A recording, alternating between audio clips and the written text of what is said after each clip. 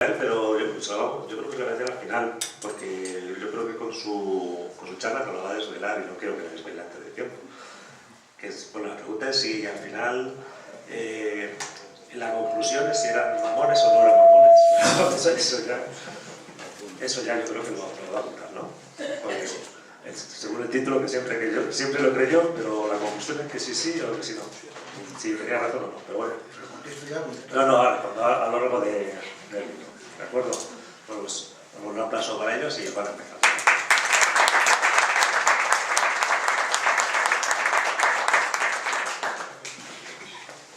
Hola, buenos días. Esto está encendido, ¿no? Sí. Vale, se me oye. Buenos días a todos. Para mí es un placer estar aquí de nuevo. Es la tercera o la cuarta vez que vengo. Una vez recité poemas con ustedes, otra vez vine a un acto como público y otra vez presenté el libro de Santa Teresa, Teresa la Mujer, y fue todo un privilegio presentarlo aquí con ustedes. Las preguntas del público fueron estupendas y es realmente un privilegio estar aquí otra vez, esta vez acompañando a mi muy admirado embajador Inocencio Arias, a quien yo no solamente admiro, sino que trato de imitar. Yo espero, cuando tenga su edad, ser un poquito como él. Estoy siguiendo sus pasos lo mejor que puedo. Y su nuevo libro, que yo siempre creí que los diplomáticos eran unos mamones, ya el título promete mucho. Y van a ver ustedes que es un libro muy especial. Es un libro absolutamente rompedor, porque rompe con todos los estereotipos que rodean prácticamente desde siempre a la carrera diplomática. El embajador Inocencio Arias es probablemente el diplomático más conocido y más popular de España, porque ha tenido una carrera que nos va a contar después, porque en lugar de contársela yo, voy a preguntarle para que sea él mismo quien la exponga, pero una carrera muy amplia, muy extensa y sobre todo muy polifacética, dentro de la diplomacia y fuera de ella, en el mundo del fútbol y también en el mundo de la literatura y de otros muchos mundos, como son los medios de comunicación y otros. Es, por lo tanto, un diplomático atípico y, sin embargo, tal vez, en parte por su atipicidad, en parte típico, porque la carrera diplomática no es lo que siempre algunos han creído. No son mamones, y luego explicaremos qué son los mamones para el embajador Inocencio Arias. Los diplomáticos son distintos, son sobre todo más variados, no responden a un solo prototipo o arquetipo de persona de una cierta manera, sino que los hay de muchas clases. Y bueno, bienvenido embajador Arias.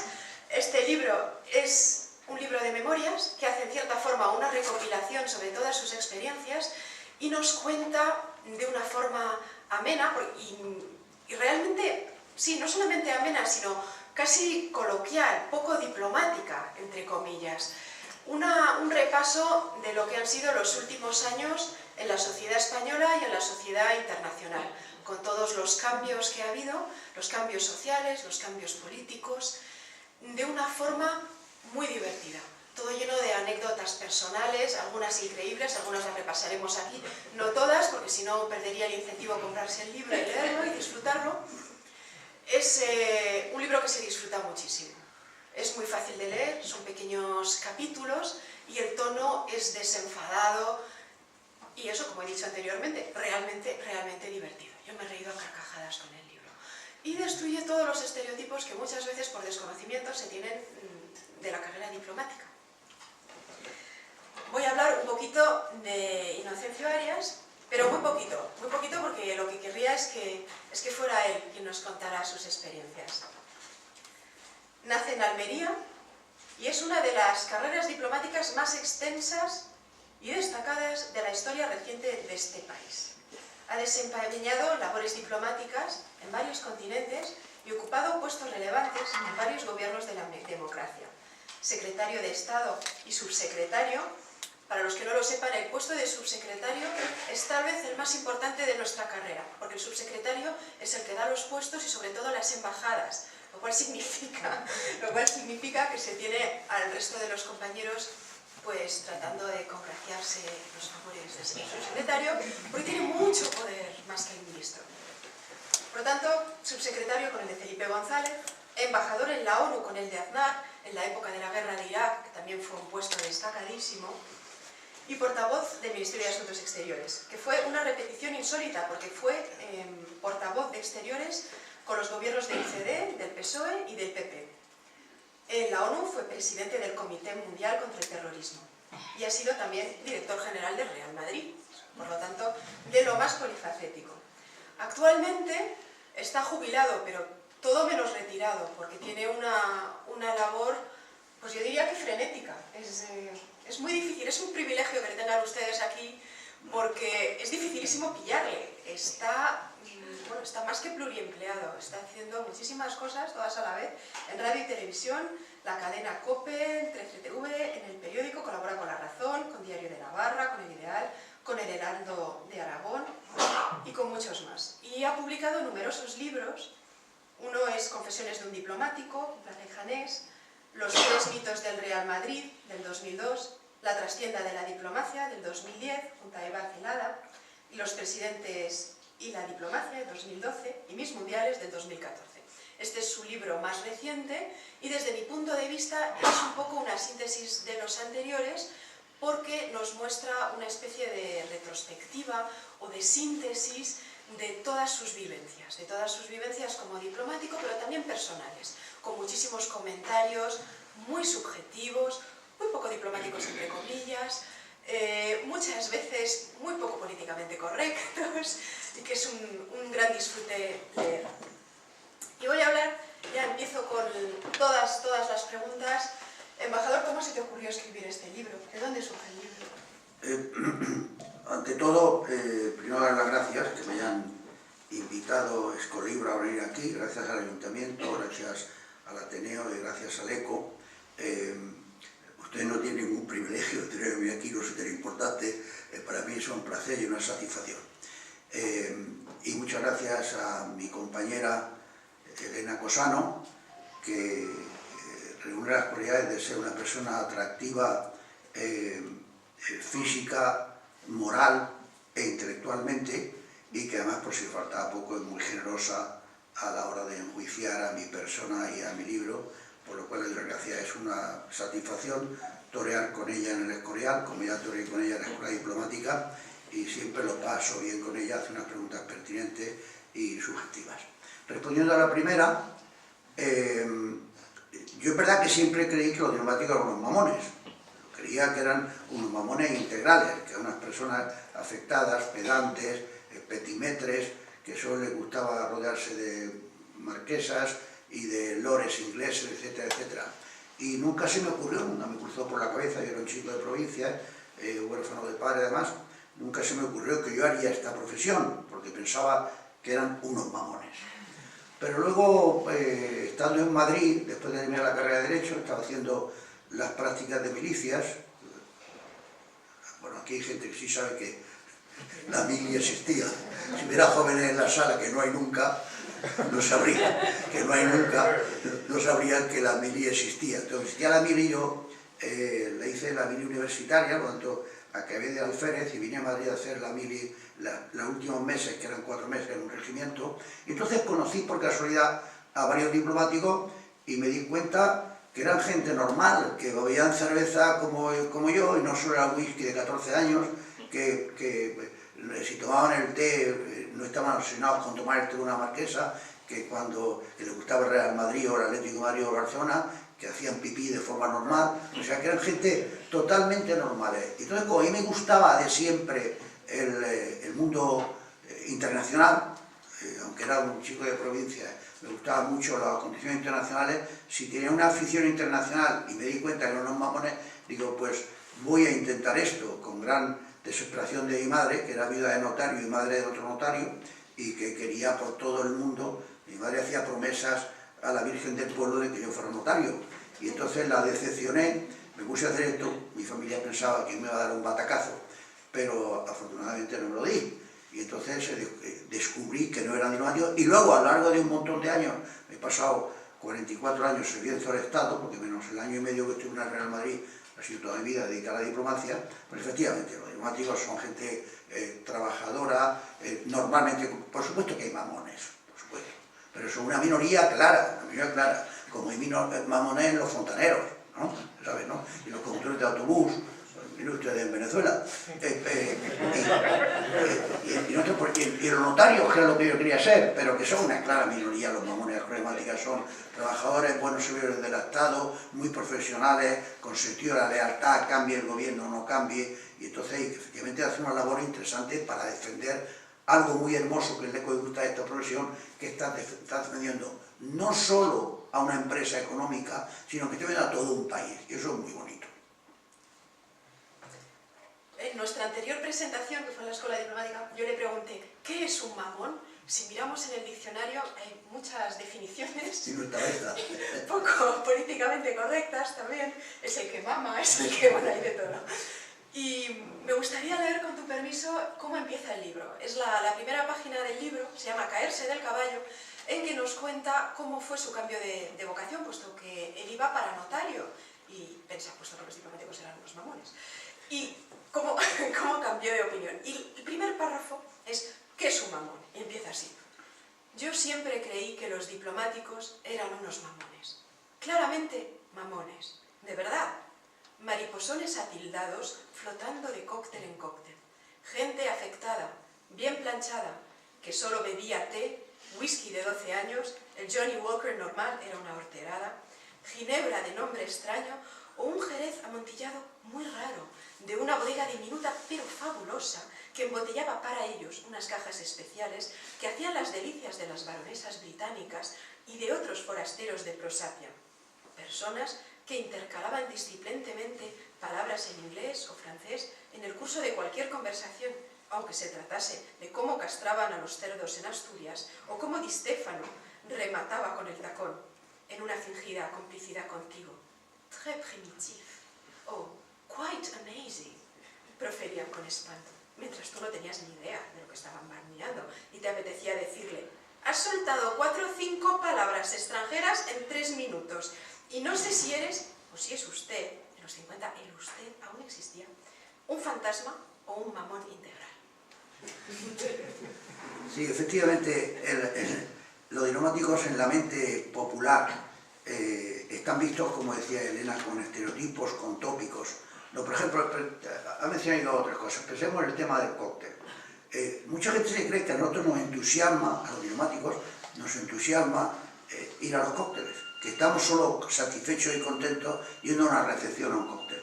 Bueno, pues les diré a ustedes en confianza que yo personalmente y muchos diplomáticos pensamos que el cóctel es un coñazo.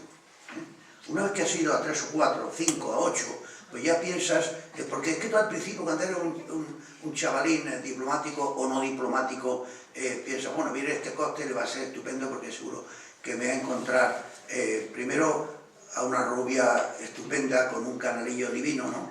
Que está mostrándolo, y también voy a conocer también a un espía interesantísimo. Si vas allí, el espía no te va a decir que es un espía, pues yo no sería espía si te lo dijera. Y la rubia del canalillo no aparece, y si aparece no es para ti. Si aparece no es para ti. Entonces te percatas rápidamente, y sin embargo, es lo contrario, has tenido que ir a casa corriendo, ducharte, cambiarte, ponerte una camisa nueva, porque como estás representando a España, no puedes hacer el ridículo, tienes que ir bien planchado, que te reviente, te has puesto unos zapatos que te están apretando, y en el cóctel te cae una señora que es un peñazo de muerte, que te arrincona contra la pared, no te deja salir, tú intentas salir, la señora se pone así, ya no puedes moverte, y entonces, al principio lo que te cuenta puede tener un poco de interés, pero al cabo de un cuarto de hora dices, bueno, la señora es un peñazo, ¿no? Entonces, lo que estás deseando es quedarte en tu casa. Pero sin embargo, ¿por qué vas? Pues vas porque tienes compromiso con el que te ha invitado. Si tú estás de ministro consejero en Bolivia y te invita el ministro de Educación, pues tienes que ir. Y en segundo lugar, porque en esa recepción, en ese cóctel, te encuentras a un montón de personas con las que tú has tratado porque estás tratando de conseguir algo para nosotros, para España. Si es ministro de Educación, el subsecretario es el que domina el tema de las exposiciones en el país, y hay un artista español que quiere exponer allí. Entonces tú ahí te haces el encontradizo y le dices que hay de lo mío, señor ministro, o al secretario, que hay de lo mío. Entonces te sirve, sin llamarlo por teléfono para que te recibas por segunda vez, porque al final dice, bueno, este de España es un idiota, me está acosando. Y ahí te lo encuentras y entonces haces la gestión que es buena para tus intereses. Pero yo por mi gusto vamos, por ejemplo, cuando hicimos la campaña en Naciones Unidas para que España entrara en el Consejo de Seguridad, que es el órgano que manda Naciones Unidas, y se entra por elección los países normales, los 5 países importantes están sentados siempre, pero los demás tenemos que hacer. Yo asistí ese año, quiero recordar, a 281 recepciones o cócteles. Entonces yo estaba ya, iba con mi mujer al número 28 y le decía a mi mujer, yo daría ahora mismo 60 euros por ir a este cóctel. Y si fuera millonario, 600. Pero no tenía más remedio que ir porque estaba buscando los votos. Estaba tratando de conseguir algo para España. Entonces, y otra cosa que ha dicho, pues también no me acuerdo, pero ya saldrá también al final del párrafo, dice una cosa que también define a la carrera. Las palabras extranjeras... Sí, por supuesto, palabras extranjeras, pero es casi inevitable.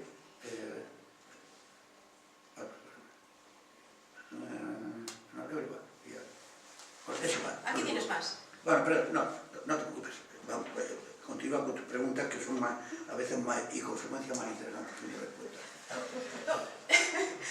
Me gusta mucho cómo tratas en el libro el hecho de que en general la sociedad tiene un cierto desconocimiento de en qué consiste la diplomacia y qué es el trabajo diplomático, qué hace un diplomático cuando está fuera.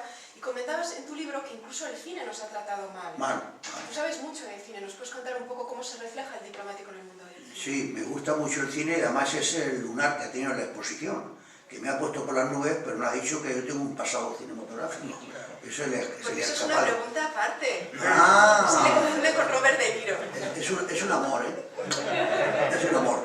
Bueno, pues, efectivamente, el cine ha tratado mal a los diplomáticos. Los diplomáticos en el cine parecen, efectivamente, como unos seres frívolos, pedantuelos, petimetres, y que además, que con frecuencia no son muy honestos, mienten con frecuencia, actúan de una forma vidriosa, y esa no es la realidad, es que esa no es la realidad absoluta. La realidad, por supuesto, una vez más que hay diplomáticos que actúan de forma vidriosa, que son hasta alguno que es un chorizo, claro que sí, con todas las profesiones, pero que son tal minoría que no corresponde a la realidad como nos pintan en el cine, en las películas americanas, en las francesas, incluso en alguna española, como personas o que son anodinos o que ven que son lo contrario, son unos tipos engolados y no es eso, que tienen mucha doblez, no es esa la realidad. Pues ahora sí. Bueno, ¿ibas a Robert De Niro o qué? No, pues... Venga, sí, cuéntanos tu experiencia cinematográfica y cómo lo compaginabas con la vida diplomática. ¿Cómo fue eso? Yo tengo un pasado, como digo, tengo unos fans, he hecho 13 películas, ¿no? Con directores de prestigio, pues tampoco era rodado con Berlanga, rodado con Garci, con Del Real, y entonces lo compaginaba normalmente o porque la película, por el tema, se rodaba de madrugada. Por ejemplo, yo hice una de vampiros con Summer, con Oro Summer, que la rodamos por aquí, por Galapagar, y era de madrugada, entonces lo pude compaginar, o bien porque lo hacía pidiendo vacaciones en ese momento, los días de utilización personal, entonces pude compaginarlo y he hecho, bueno, y un par de ellas he hecho estando jubilado, pero en fin, he hecho varias películas con varios directores españoles. Me gusta mucho el cine y lo que, al referirme a Robert De Niro, es que, lo cuento en el libro de forma relativamente detallada, cuando estaba yo de embajador en Naciones Unidas, un día voy a ver a Kofi Annan, al secretario general, que nos había pedido que España prestara unos aviones para trasladar fuerzas de mantenimiento de la paz al Congo, no sé dónde. Entonces España podía prestar avión en una ocasión solo y un solo avión, pero tenía que decirle, usted, no estamos tan ricos en aviones, estas cosas incómodas que uno pero que hay que hacerlas, es la profesión. Entonces, cuando estaba esperando, se me acerca la jefa de gabinete, dice, embajador, me dice en inglés, digo, dígame, dice, hemos estado aquí discutiendo ayer o anteayer, digo, bueno, hablando, digo, ¿qué? Dice, que tiene usted un parecido muy notable con Robert De Niro. Digo yo, bueno, en realidad esto fue como hace 12 años, yo estaba de mejor ver que ahora. Estamos aquí, la bella y la bestia, la bella y el anciano, y digo, yo tengo una vez. Y sí, además es que se le ha ocurrido a Josephine, y después ha dicho, hasta un chico ha dicho, puede perder el mejor español. Bueno, llego a casa Y le digo, mujer, ¿sabes cosas más graciosas me ha ocurrido ahora? Hoy, dice, ¿qué? Digo que en el gabinete de Cofinal me han dicho que me parezco a Robert De Niro. Digo, pero tú eres idiota, pero te vas a creer esa sandez, pero eso lo vas a diciendo para ir como un idiota. Digo, no, yo estoy diciendo aquí contigo, que no duermo contigo, pues no te cuento la intimidad, porque me dice, pero no se te ocurra, eres un idiota, bueno, ¿no? Yo dije, ya no hay que decir eso a nadie, ni siquiera a mi madre si viviera. Unos días más tarde voy a un corte en la embajada de Cuba y estaba terminando de charlar con el embajador, que es el que estuvo aquí el otro día, porque se le hicieron ministro, le ha ido mejor que a mí. Es el que estuvo aquí ya con el rey. Y se me ha dedicado a muy precipitada y me dice, perdone, ¿usted tiene algo que ver con Robert De Niro? Digo, soy su hermanastro. Y me quedan mirando, pero se lo creían, ¿eh? Digo, ¿pero cómo su hermanastro? Digo, sí, yo soy hijo del primer matrimonio, por ahora estoy visto que yo parezco mayor que él. Digo, y él es hijo de la segunda mujer. ¿Ah, sí? ¿Y qué tal está Robert De Niro? Digo, nos vemos poco. No es que nos llevemos mal, pero ya ve usted que la vida uno lo lleva porque a mí de frente, él tiene otra madre, y ya lo cuento. Ya, pues también, entonces lo veo usted poco. Digo, sí, lo veo poco, pero tal. Entonces, llego a mi casa y digo a la mujer, nena, que me han confundido otra vez con Robert De Niro. ¡Pero es que eres idiota! Pero, ¿cómo se te ocurre? Pero, haciendo el ridículo, pero tienes que prometerme que no vas a decir más. Entonces yo me fui a un rincón y dije, como empecé a decir ejaculatorias, de 4 500 tiene mi cama, y me mujerito me la y después nunca diré que vengo a la vida, me tengo que lavar la boca con jabón, si lo digo, y termino la historia. Un mes más tarde llega Marichalar, no Marichalar el de la infanta, el hermano, que es el que atravesó por primera vez en la historia con la moto el Atlántico. Y en Estados Unidos, como cualquier primicia deportiva importante, tuvo mucho que ver con la prensa y hasta en la televisión. Entonces, se vino a estar en la embajada 4 o 5 días y un día me dijo, embajador, ¿podrías tú y tu mujer venir a cenar mañana noche con un grupo de amigos? Digo, encantado, encantado. Fuimos a cenar y había enfrente de mí, no totalmente enfrente, así como aquí, una señora un poco así mesticilla, un poco como Obama, ¿no? Negrita, pero no negrita del todo, que charló un poquito, no charló mucho conmigo, pero en un momento yo, al final de la comida, en el segundo plato, me dice, ambasador, digo, dígame, dice, ¿sabe usted que se parece mucho a Bob? Y digo, ¿y quién es Bob? Dice, Bob, mi exmarido Robert De Niro. Claro, había estado durmiendo con él 3 o 4 o 5 o 6 años, me confundía con él, le dije, grítelo en voz alta y que le diga a aquella señora, que es la mía. Digo, who is Bob? Dice, Bob, mi marido, Robert De Niro. Digo, mira por dónde. Entonces ya empecé a ver, digo, ¿de qué lado será el que le parezco? Para ponerme en la foto así. Otra cosa que me ha encantado de tu libro es Los sueños de un seductor. Es un libro que está impregnado de erotismo. Os voy a leer un... Por favor. Me veía seduciendo a la joven esposa del embajador búlgaro, una atractiva rubia casada con un esbirro de Stalin, y acariciándole parsimoniosamente los senos cuando estábamos en su bañera, mientras su cascado marido había ido a Sofía a recibir instrucciones malévolas contra Occidente. Algún plan maquiavélico de cuyos prolegómenos yo la sonsacaba mientras le servía, entre la espuma, su tercera copa de vodka, y ella, en mal francés, me repetía que yo era un caballero español elegante y viril. 2 horas más tarde, la dejaba durmiendo en la cama junto a la estatua de Lladró que la había subyugado en mi ofensiva sobre la torneada búlgara. La figurita de la pastora me había resultado más rentable que varios ramos de flores, y marchaba presuroso a mi hotel a transmitir en dificultosa clave a Madrid las insignias del rojerío, disfrazado de periodista español de La Vanguardia, un diario que, conocido por su buena cobertura extranjera, convertía en viable mi disfraz. En ocasiones mi contacto, al viajar a la Alemania del Este, que también cubría informativamente, era un sacerdote al que entregaba mis notas a través de la rejilla del confesionario. Ahora dime, embajador, ¿tu experiencia ha sido así de glamurosa? No. Bueno, eso en realidad lo cuento porque en un momento determinado yo me hubiese gustado ser periodista o incluso espía, claro, pero como decía ya mi madre, una viuda de notario de la provincia de Almería, mamá, que quiero ser espía. No se lo voy a decir. Yo quería ser espía. Entonces, eso era el sueño que yo tenía si yo hubiese sido espía, pero luego, no, la vida real, lo de la estatua de Lladró sí que es verdad, porque la estatua de Lladró en el extranjero, sobre todo en Estados Unidos, es un regalo que causaba, al menos en los 80 y los 90, sensación y que quedaba mejor que arruinándote comprando flores allí, y además comprabas la estatua de Lladró aquí que dejabas el dinero aquí. Pero no, pero yo no ¿has leído, ha anunciado la palabra senos? Que mi mujer me dice, no pongas más senos en tu novela o en tu libro, no menciones más el pecho. Digo, bueno, pero es que es un atributo o un rasgo físico de cualquier persona que tiene pecho y a ese rasgo lo tiene bonito. No, pero tú siempre la mencionas. En otra parte de... Sí, también hay muslos, embajador. También hay muslos, señor, también hay muslos. Pero eso no se refiere a la señora, se refiere a los míos.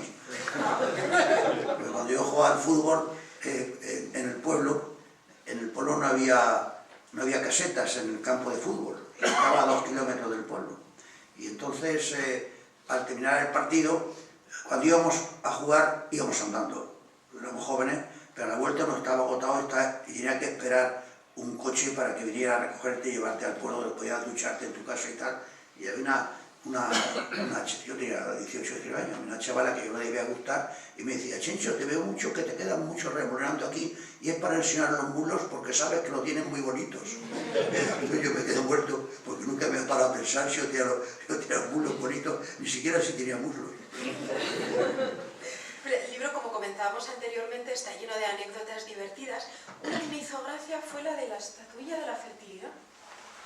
Sí, esto es... sí. Mira, ¿qué ibas a decir? Me iba a preguntar de la Vargallosa. Esto... Luego. Bueno, vamos a ocurrir a la gente. A ver si la contamos todas, me iba a comprar el libro, como tú decías. Uy, no, aquí... No, la acción de libertad es que hay una cierta... antes lo veníamos hablando, hay telepatía o coincidencia. Cuando yo estaba en la ONU, durante un año y medio, fui copresidente de un grupo de trabajo que se llamaba Grupo de Trabajo para intentar prevenir los conflictos en África. Y era copresidente con el embajador de Singapur, un tío listísimo, por cierto, escritor, buen escritor, y era el rector de una universidad de Singapur, de la universidad más importante. Y entonces, claro, era un trabajo bastante arduo, porque hacíamos, cuando terminaba la jornada permanente de trabajo, nos reuníamos un montón de embajadores y teníamos un colaborador cada uno. Yo tenía a uno que era estado de embajador no sé dónde, bien, y él tenía a un chico joven muy avispado. Entonces, como terminamos esta que fue infructífera, no logramos prevenir los conflictos africanos, como era de esperar por otra parte,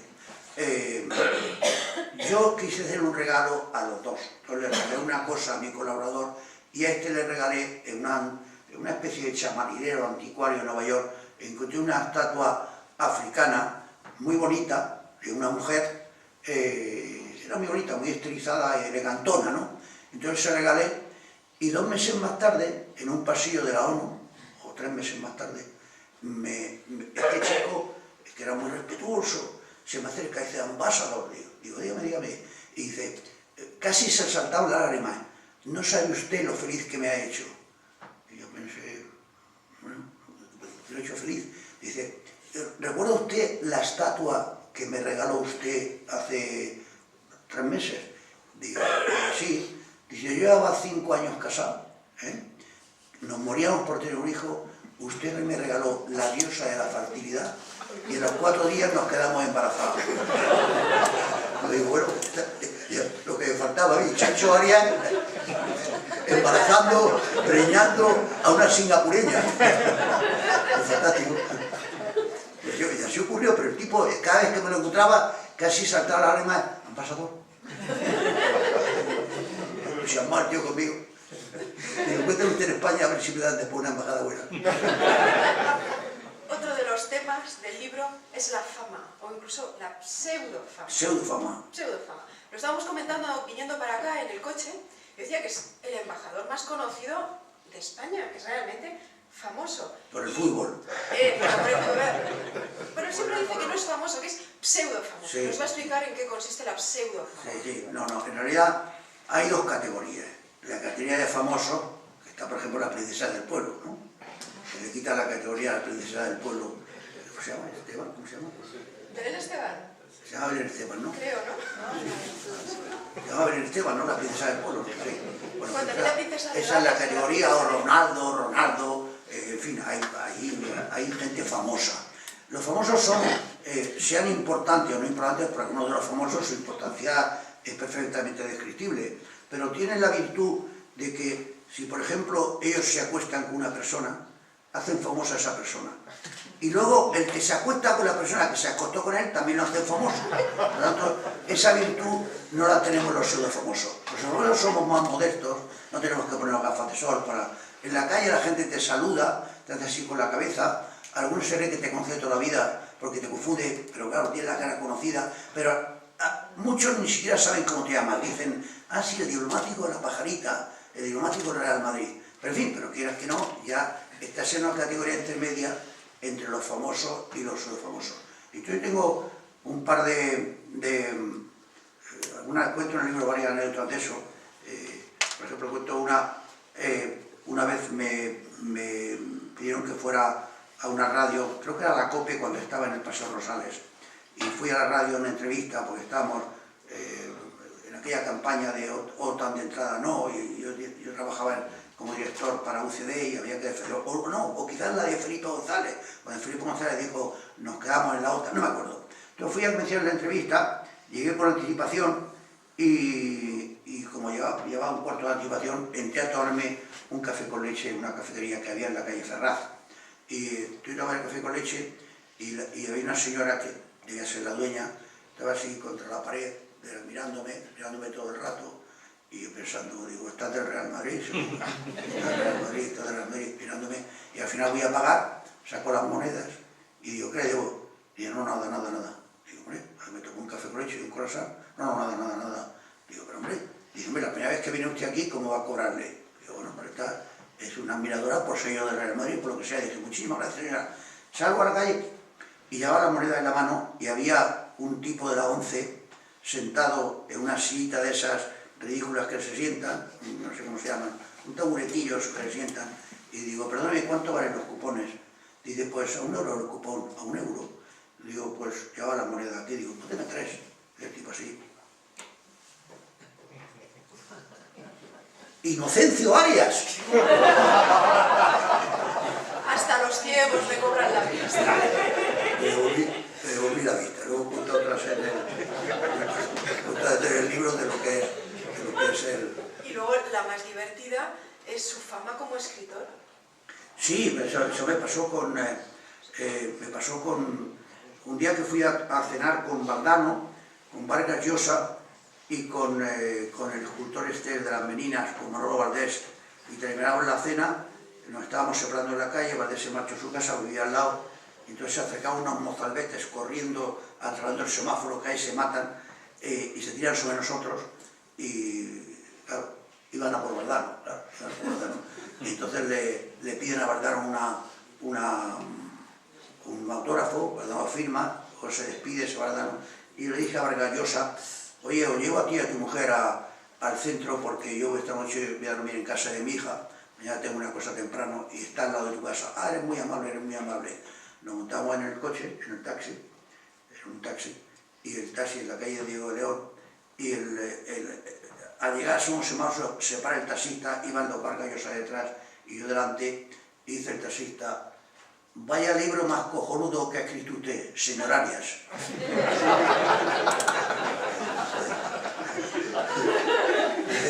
Tierra trágame, un tipo que va a ser premio Nobel, como fue 4 años más tarde, tierra trágame. Bajamos del taxi y me dijo, o sea, como ves, Checho, uno puede tener una cura de humildad todos los días. Efectivamente. O sea que claramente Vargas Llosa no es pseudo famoso. Ese es famoso, claro. La prueba me repito. La mayoría de la gente no conoce bien cómo es la función de un diplomático y qué hace. Si tuvieras que resumir tu carrera como diplomático, ¿cómo lo resumirías y cuáles serían los puestos o el puesto que más te ha marcado? Bueno, mi carrera como diplomático la resumiría como que he tenido mucha suerte. Estoy aquí charlando contigo. Una prueba de que he tenido suerte. Yo he tenido mucha suerte y además el paso por la Rentería me convirtió en un personaje relativamente conocido, pero he tenido mucha suerte porque he tenido la suerte de estar en el sitio adecuado en el momento adecuado.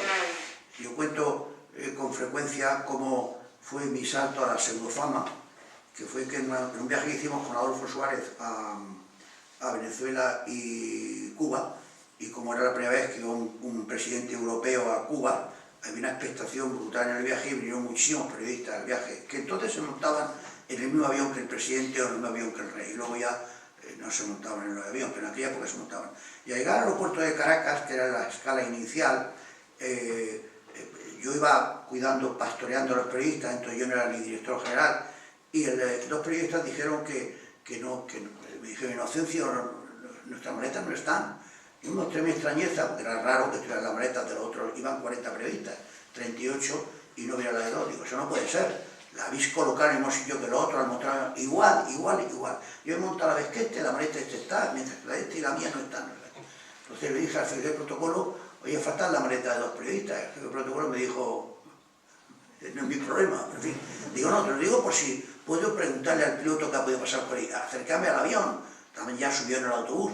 Digo, dice, bueno, si no tardan mucho, pero ya ves que la caravana se está formando, nos vamos en 3 o 4 minutos. Salí corriendo, le pregunté al presidente, al piloto, y dijo, es raro lo que me dice, es raro, no. En fin, si quieres, ve al avión, sube a la panza, pero verás que las maletas no están. Entonces salí corriendo por el avión, me subí por esa escalilla que te puede romper la crisma, dentro de la panza del avión, y levanto una lona al fondo y ya estaban las 2 maletas.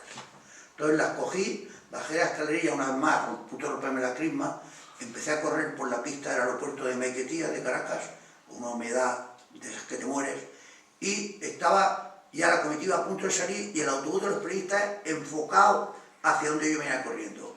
Entonces los periodistas, la canallesca, como le llama mucha gente en tono despectivo o cariñoso, para mí es cariñoso, casi toda la canallesca vio como yo iba corriendo por la pista con 2 maletas. Y entonces dijeron, toma, un diplomático que no solo busca trata de solucionar los problemas, sino que va como un loco corriendo como la pista.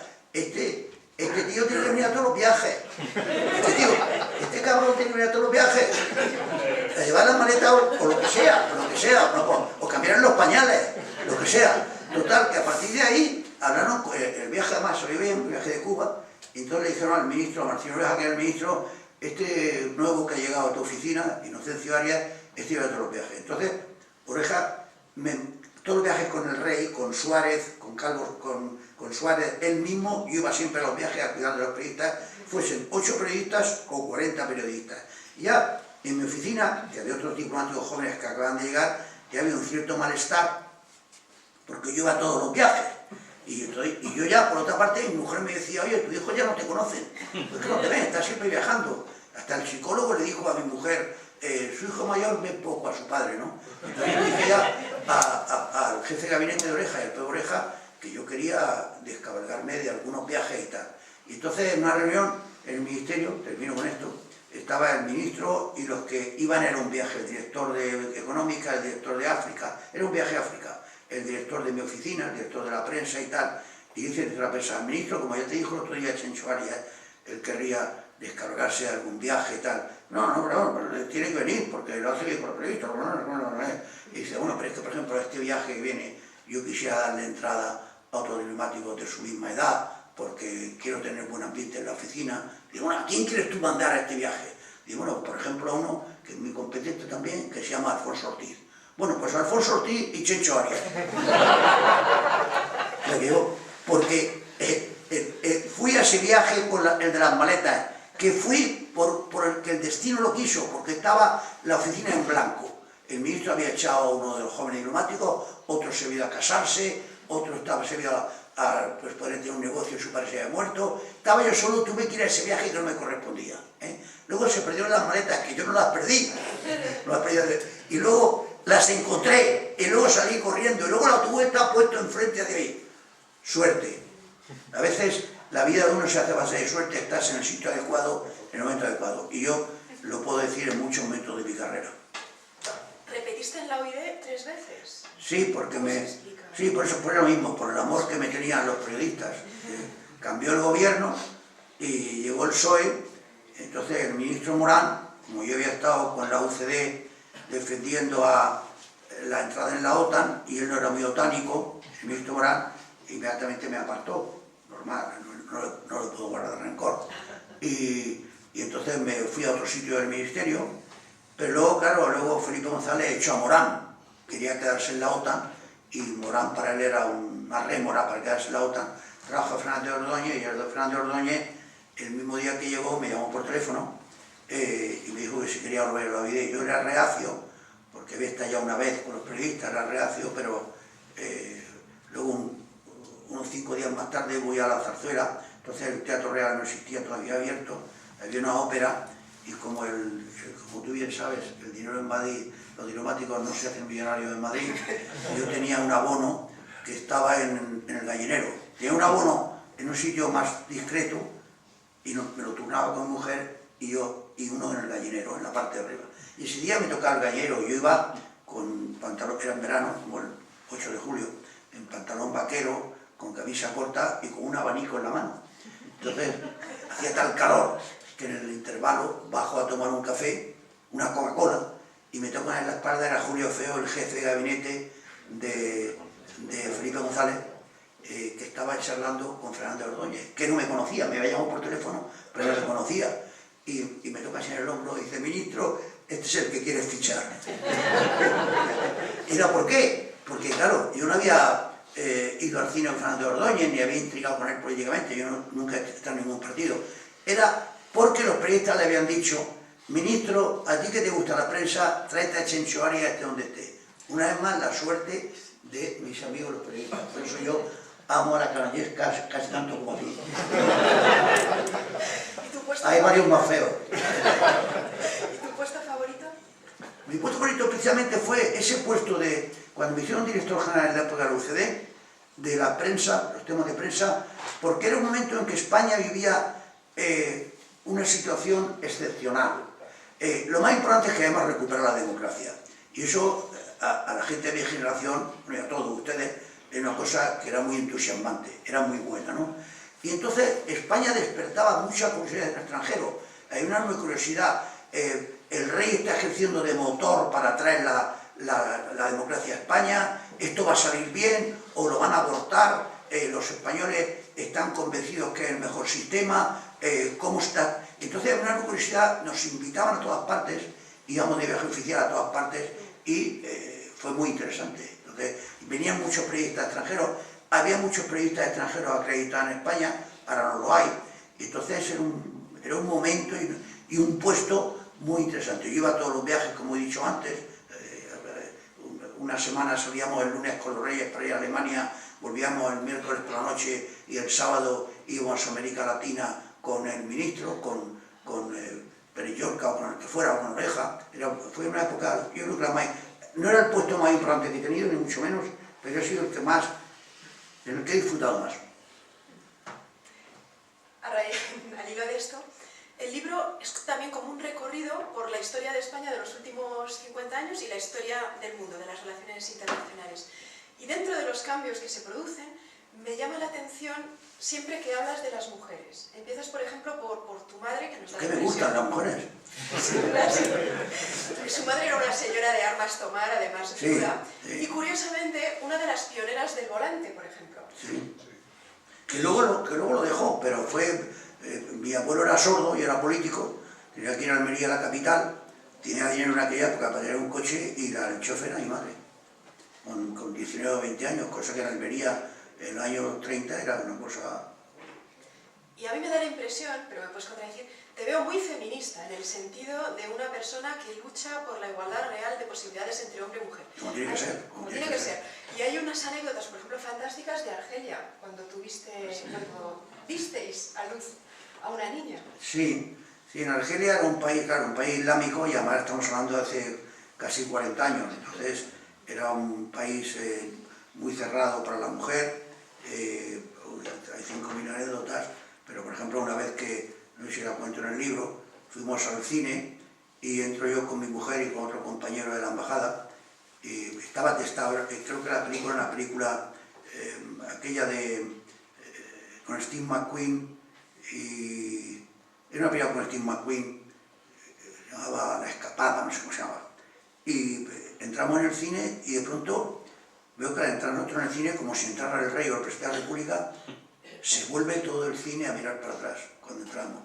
Y era que en el cine, que habría, no exagero, 500 personas, había 2 mujeres y entraba la mía, que era rubia, además con aspecto extranjero. Entonces, todos los hombres del cine se volvían a mirarla. Una cosa espectacular. Era una cosa que te encontrabas, ¿qué está pasando? Y no era nada, es que había entrado una mujer en el cine. Y luego había muchas... esa obsesión con, por ejemplo, tener hijos varones, ¿no? Recuerdo, mi hija, la segunda, nació en Argel, yo tenía ya un varón, entonces yo estaba, cuando nos dimos cuenta que iba a ser una niña, o cuando, no sé, no, ¿qué? Porque no, yo creo que nos dimos cuenta cuando nació, pero estábamos eufóricos, pero habían en la embajada se turnaban 3 guardias argelinos, muy simpáticos, porque el pueblo argelino es muy simpático, los funcionarios eran menos simpáticos, pero el pueblo argelino era muy simpático. Y siempre este hombre me preguntaba por el Real Madrid, y me decía, el Real es mejor, me decía tal, usted que lo conoce mejor. Entonces llego y me dice, ¿qué, señor Arias, Messi Arias, ya tuvo su mujer ya dio a luz? Digo, sí, ya todo ha salido muy bien. Dije, ¿qué ha sido? ¿Qué ha sido? Digo, pues una niña. Y me dijo en francés, c'est dommage, la próxima fois. Dice, qué pena, la próxima vez. Una cosa, una obsesión por tener... Digo, él que cuando yo llevaba a mi crío tenía 2 años y lo llevaba a la embajada, jugaba al fútbol con él, sabía que yo tenía ya un hombre, que estaba muy contento ahora con tener una hembra. Pues dice, qué pena, la próxima vez. Y yo no puedo decir, no llore, que yo no llore. ¿Y cómo ves los cambios en la carrera diplomática? Cuando tú ingresaste, imagino que no había mujeres, o prácticamente. No había. El año que yo entré no había mujeres. Yo veo que he tenido una experiencia de mujeres en la escuela diplomática, en la carrera diplomática muy buena. Las compañeras que yo he tenido normalmente a mis órdenes, yo diría que eran todas, tienen un sentido profesional enorme, un enorme punto honor.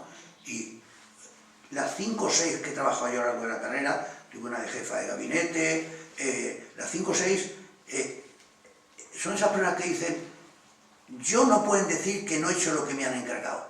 Y de mí no, en su foro interno, ¿no? De mí no pueden decir que yo lo he hecho mal o que no me ha tomado interés. Un punto honor, una profesionalidad increíble y muy rentable para el Estado, diría yo, que son las mujeres diplomáticas. Lo ocurre es como tú bien sabes, lo sabes mejor que yo, tiene dificultades.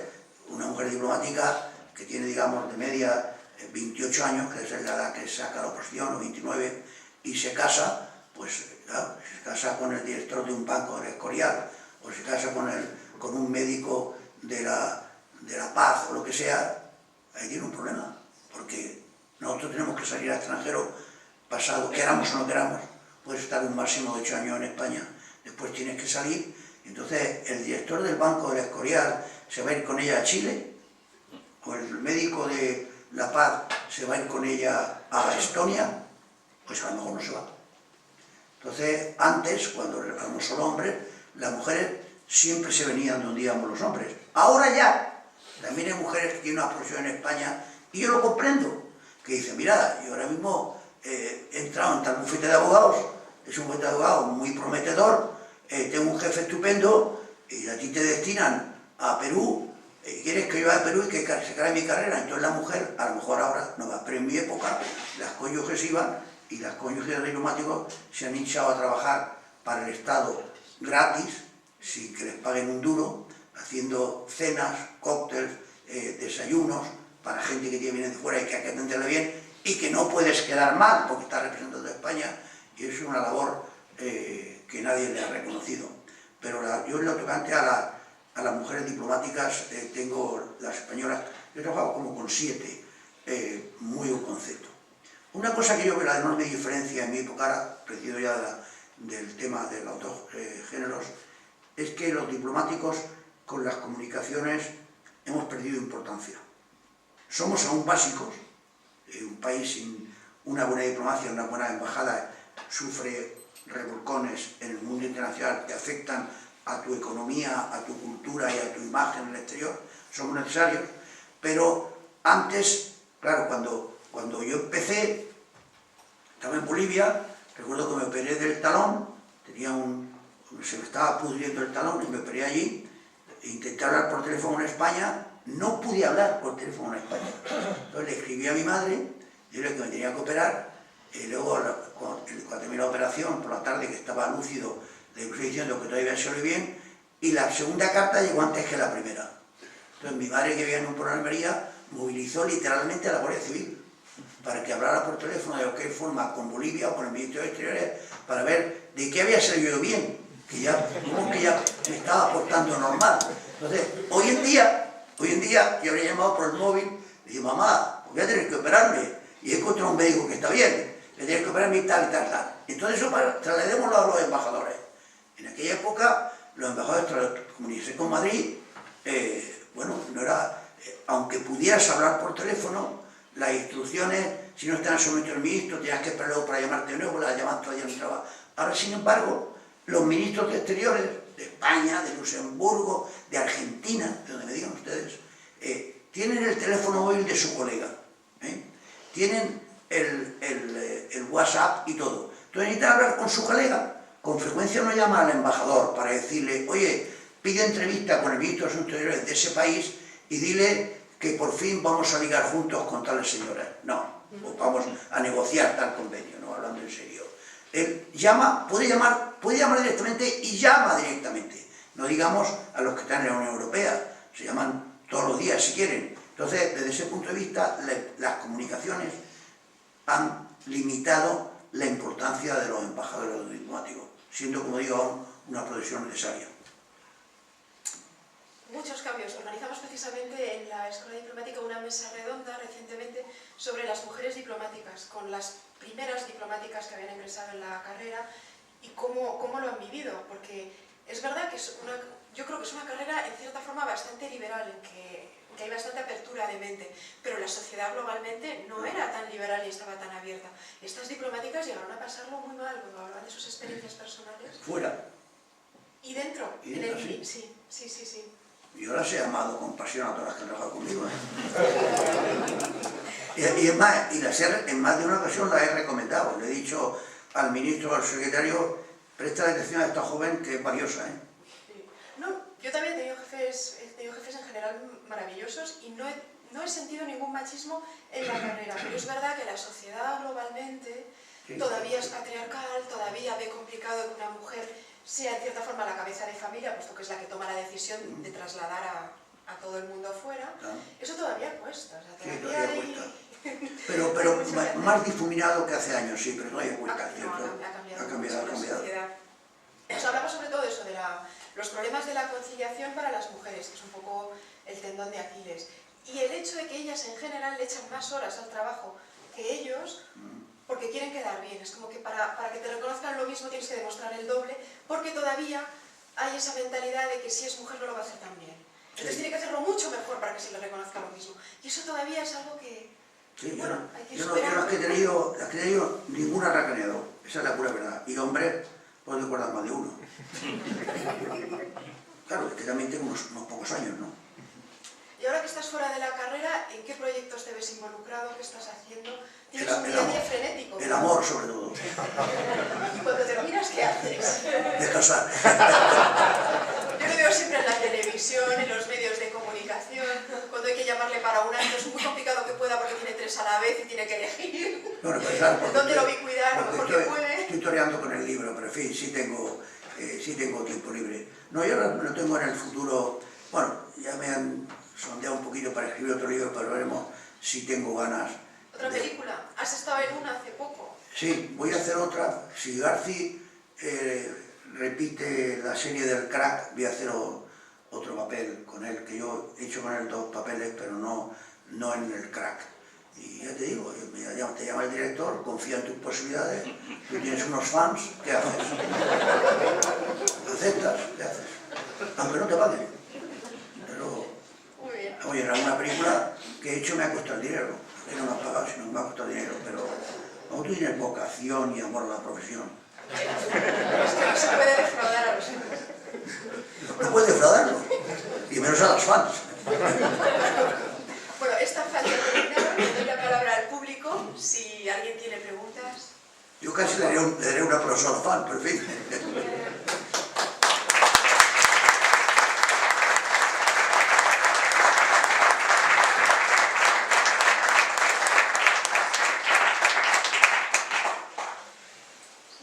No sé cómo funciona aquí, si le va pasando el micrófono. Sí. Al que me diga usted, yo se lo doy. Primero era ese señor. ¿Cuál señor? Da igual. Bueno, delante detrás, pero... Da igual. Muchas gracias. Una pregunta un poco técnica. ¿Cómo reacciona un embajador ante una situación difícil en un país como pueda ser que le llamen a consultas el gobierno, que tenga que presentar una nota de protesta oficial o que se vea envuelto en una situación un poco delicada? Bueno, es diferente si uno tiene que repetizar o si es uno de los ejemplos que ha puesto usted, de que lo llaman a consultas o de que tiene que presentar una nota verbal. Entonces, en ese caso, el embajador actúa siguiendo al milímetro las instrucciones que le da Madrid. Yo en la ONU, por ejemplo, hubo ocasiones en que yo improvisaba un discurso o lo hacía el día anterior, pero en los temas delicados, por ejemplo, en el caso de la guerra de Irak, cuando España apoyó a Estados Unidos en la guerra de Irak, que lo apoyó políticamente, no militarmente, pero aquí, como recordarán ustedes, el tema fue muy impopular, Entonces había que tener cuidado con lo que se decía, porque aquí, también lo saben ustedes, y si no se lo aclaro yo, cuando se apoya a Estados Unidos en cualquier misión, normalmente la opinión pública española está en contra. Y cualquier actividad de Estados Unidos en el exterior es aquí vista con suspicacia, mientras que curiosamente y paradójicamente o parajódicamente no se ve así la de Rusia. Por ejemplo, pensemos que Estados Unidos estuviera envuelto en el tema de Siria, que fuera Estados Unidos el que apoyaba a Siria, un país que ha tirado gases lacrimógenos, gases con sarín que matan a la gente. Aquí habría manifestaciones cada 15 días en contra del gobierno porque somos aliados de Estados Unidos. Entonces, como es Rusia y Siria, aquí ese pacifismo español tan brutal y tan hermoso que tiene en ciertas guerras, en otras guerras los españoles no fumamos un puro. El caso de Siria es el más evidente, pero podemos citar varios. Si está Estados Unidos envuelto, todos los españoles serán pacifistas, ¿no? Yo recuerdo, en la guerra de Irak, yo recuerdo que en muchas casas, quiero recordar que en muchas casas españolas estaba el hombre que, sobre todo en provincias, que se podía ir a casa a comer, ¿no? Estaba después de la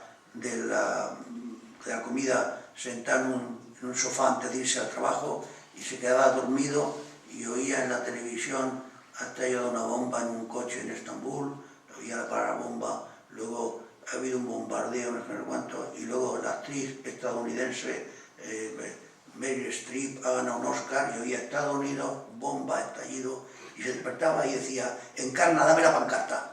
Y se tiraba a la calle a la pancarta porque había que gritar contra esto y de paso contra Aznar. Entonces, en ese momento, que era un momento muy delicado, la guerra de Irak, y le ocurre a muchos compañeros míos, cuando el tema es verdaderamente delicado, tú haces al milímetro lo que dice Madrid. Tienes que ir y decir, presenta la nota, si él trata de despejar, decir que ellos no han metido la pata, no vaciles en decirle que el comportamiento de Maduro, diciendo de Rajoy, que es un sinvergüenza, lo que sea, que esto es inadmisible en la práctica internacional. O te dicen, si solo te rebuzna muy bajito, no digas nada y voy a solicitar instrucciones de gobierno y le vendré a usted a contestar. Y que los temas delicados, tú haces yo, en esa ocasión los discursos muy delicados me venían de Madrid, me los mandaba a Madrid. Yo sí decía, en más de una ocasión, este párrafo no debemos decirlo, porque ya está sobrepasado por el tiempo o porque vamos a herir a algún país amigo nuestro. Entonces sí, pero la cosa venía de Madrid muy marcado. Hoy, como digo, el desarrollo de las comunicaciones, en la ONU yo algunos días me sentía como un papagayo, porque repetía literalmente lo que decía Madrid. Otra cosa es cuando tienes que reaccionar, repentizar, porque tienes que hacer algo en ese momento. Entonces ya, es lo que digo siempre, el diplomático, más que hablar idiomas, que por supuesto tiene que hablar idiomas, es como un carpintero que no se puede utilizar un martillo, ¿no? tienes que hablar idiomas, pero lo que tiene que tener es sentido común. ¿Qué es lo menos malo? No ya lo mejor, sino lo menos malo para los intereses de España en ese momento. Contestar al tío y decirle pazorra a su madre, pero no puedes decirlo, porque es diplomático. O decir simplemente, me parece que estoy utilizando unas expresiones que no son de recibo, no sé cuánto, tal. ¿Qué es lo sensato que debe hacer un diplomático en ese momento?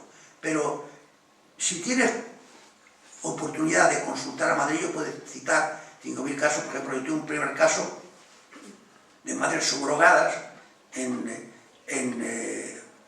Los Ángeles, la última vez que he sido cónsul, que se presentó una pareja que quería inscribir a un niño nacido de madre subrogada en Los Ángeles, una pareja de españoles.